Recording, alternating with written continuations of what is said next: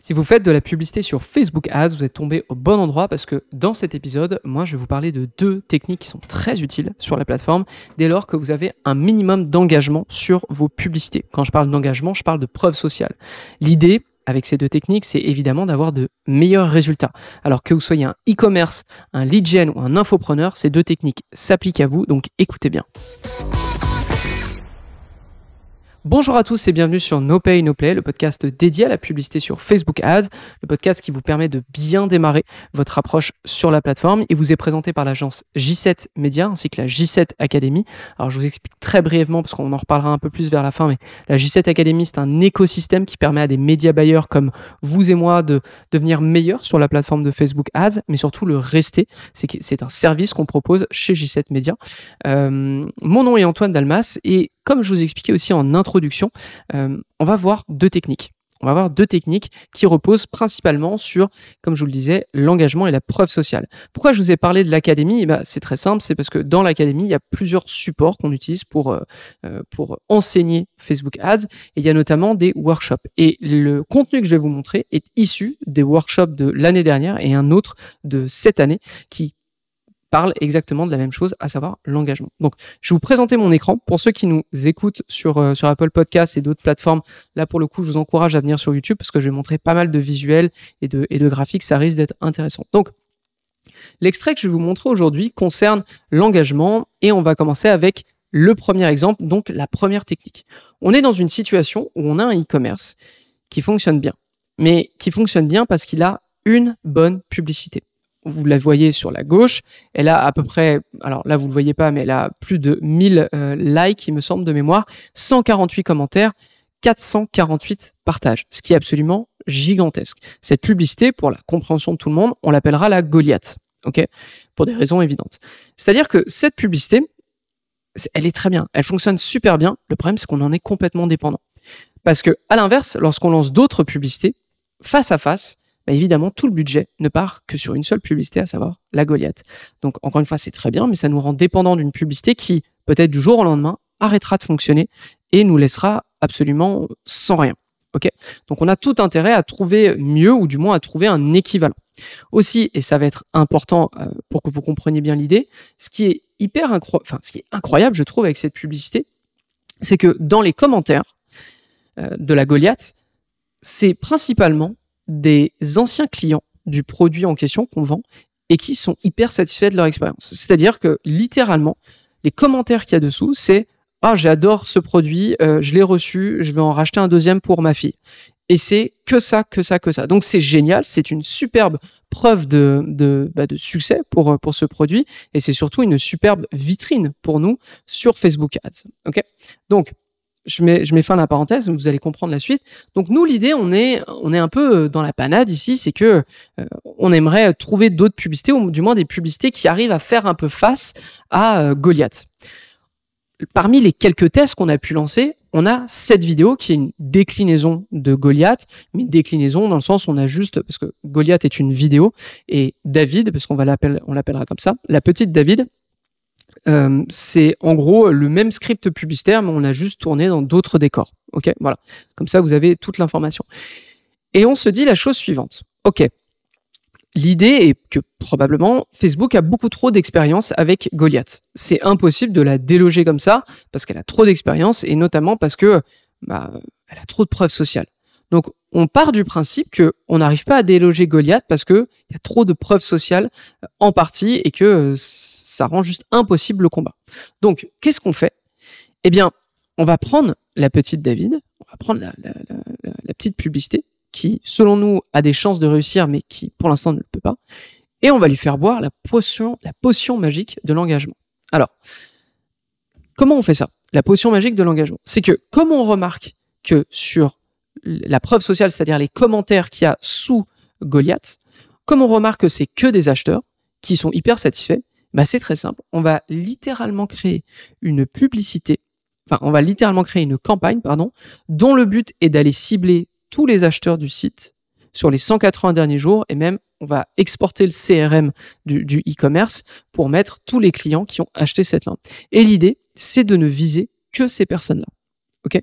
Que ces personnes-là avec évidemment une seule publicité et c'est la petite David. Okay, la petite David, donc qui n'a pas encore beaucoup d'engagement, on va l'afficher uniquement à des gens qui ont déjà acheté ce produit pour qu'ils réitèrent leurs commentaires, mais sur cette publicité. Et on va le tester avec 2 campagnes. On va le tester avec une campagne d'engagement, parce que l'idée est de créer de l'engagement. Et là, du coup, comme vous pouvez le voir, on a dépensé que 161 $ là-dessus, ce qui n'était pas très utile. Et surtout, ce qui n'était pas très avisé, parce que, en fait, un engagement selon Meta, sur une vidéo, ça peut être une vue de 2 secondes. Et nous, ça ne nous intéresse évidemment pas. Et donc, Meta étant assez paresseux là-dessus, si vous mettez une vidéo en campagne d'engagement, vous n'obtiendrez absolument jamais de like, de partage, de quoi que ce soit, parce que Meta va cibler l'engagement le plus simple, à savoir les vues de vidéos de 2 secondes, ce qui est inutile. C'est pour cette raison que très rapidement, on part sur une autre campagne qui est du coup en vidéo view. Donc là, l'objectif est différent. L'objectif, c'est de faire en sorte que toutes les personnes qui voient la vidéo la voient le plus longtemps possible, donc qui consomment réellement le contenu. Et là, pour le coup, c'est comme ça qu'on arrive à obtenir nos résultats. D'ailleurs, assez intéressant, mais comme vous pouvez le voir ici, on avait à ce moment-là des achats qui étaient attribués à cette campagne, alors qu'on était en vidéo view et non en conversion d'achat. Je vous montre aussi la 3e campagne qui, elle, n'a rien à voir, enfin, qui, elle, comprend les 2 publicités à ce moment-là, qui est du retargeting, et c'était simplement pour vous dire que ces tests n'ont pas trop impacté le compte publicitaire, parce que au final, sur juste cet ensemble de tests, on était à 2,54 de retour sur investissement. Donc, disons que notre campagne de retargeting a englobé ces tests. Bref, voilà, c'est juste pour vous dire que c'était pas catastrophique de dépenser ça pour tester ça. Ok. Et résultat des courses, ça marche. Résultat des courses, on arrive à 17 partages, 24 commentaires et une bonne grosse 50aine de likes sur cette vidéo. Et c'est exactement la même chose pour ceux qui peuvent voir mon écran. Vous pouvez le lire, je vous ai laissé justement les commentaires. C'est « Ah, j'adore cette lampe, elle est trop bien, j'en veux une autre, etc. J'en ai commandé 2 pour ma fille, etc. etc. » Donc là, pour l'instant, ça fonctionne. C'est-à-dire qu'on est arrivé à générer de l'engagement sur notre publicité qu'on va pouvoir réutiliser, nous, en acquisition. Et vient là le test qui est intéressant. C'est-à-dire que en novembre, en acquisition, on a déjà mis en place cette publicité, la Goliath, contre la David. En novembre, sans la preuve sans l'engagement, on était à 2% de dépenses. C'est-à-dire que sur l'ensemble de l'argent qui a été dépensé sur ces 2 audiences, la petite David, sans la preuve sociale, avait reçu 2% de ce volume. On parle de 25 000 $, donc la petite David avait 500 $ de dépenses. Okay. Maintenant, quand on a refait ce test et que la petite David avait beaucoup plus d'engagement et de preuves sociales, on l'a refait en décembre et là, comme vous pouvez le voir, on passe de donc toujours 24 000 $ sur le mois, sauf que la petite David, elle passe de 500 $ à 6 700 $ de dépensés. Rien d'autre n'a été effectué. C'est-à-dire que simplement, on a pris une publicité qui n'avait pas de preuve sociale, on l'a mis face à des clients qui étaient satisfaits, qui ont mis beaucoup de commentaires, de likes, de partages, etc. Cette publicité, grâce à l'ID publicitaire, on l'a réutilisée à nouveau. Et de là, du coup, on est arrivé non pas à 50% contre 50%, mais on a réussi quand même à passer de 2% de budget dépensé à 27%, ce qui est quand même énorme. Et sur les 30 derniers jours où je parlais justement de ce projet dans la J7 Academy, où je montrais justement, on en était même rendu à 28% et la publicité avait de très très bons résultats. On était à 2,85 de retour sur investissement. Donc, bref, ce que je veux vous dire par là, et ça c'est le premier exemple, la première stratégie, si vous observez que vos clients sont très satisfaits et qu'ils le mentionnent même dans vos publicités, vous pouvez très bien augmenter artificiellement la qualité de vos publicités en allant cibler que ces clients-là. Okay, nous, c'est littéralement ce qu'on a fait. On avait une publicité qui marchait pas tellement, du moins, elle n'arrivait pas à obtenir du budget. On l'a montré uniquement à des clients satisfaits qui ont mis plein de partages, plein de likes, plein de commentaires. On a réutilisé cette publicité et là, pour le coup, on a gagné en volume de dépenses derrière. Donc, très intéressant de voir que l'engagement a un véritable impact et ça, on l'avait déjà montré à plusieurs reprises dans l'académie et je pense qu'on en avait aussi parlé sur nos différents podcasts, mais on arrive à ce résultat. Donc ça, c'était le premier exemple. Maintenant, le deuxième exemple, il est beaucoup plus récent, il date de 2024 pour le coup, c'est qu'on a exactement la même chose. On est sur un tout autre e-commerce. Là, c'est un e-commerce qui vend des produits de consommables. Donc, ça veut dire que ce sont des produits qui se terminent et qui se rachètent. Ça va avoir son importance pour la fin. Mais globalement, quand on fait nos publicités, eh ben, on observe que justement sur une des publicités qui est un tank, pareil, 189 likes, 18 partages, 111 commentaires, tous les commentaires que je vous ai évidemment floutés pour des raisons évidentes, ce sont des gens qui sont hyper satisfaits et qui le recommandent. Ok. Donc là, du coup, nous, on n'est pas dans cette problématique, contrairement à l'autre e-commerce où on a du mal à faire dépenser du budget sur d'autres publicités. On n'est pas du tout dans cette problématique. Par contre, on sait à quel point ça a de la valeur d'avoir des commentaires de ce style sur ces publicités. C'est une très bonne vitrine pour nous, mais nous, on aimerait l'utiliser à plus grande échelle. Donc, qu'est-ce qu'on fait? Comment on sait que les vidéos fonctionnent particulièrement bien sur ce compte? C'est très simple. On va prendre des screenshots, on va prendre vraiment des captures d'écran de ces commentaires et on va les appliquer. Alors là, je suis désolé, je le floute pour des raisons évidentes de confidentialité avec notre client.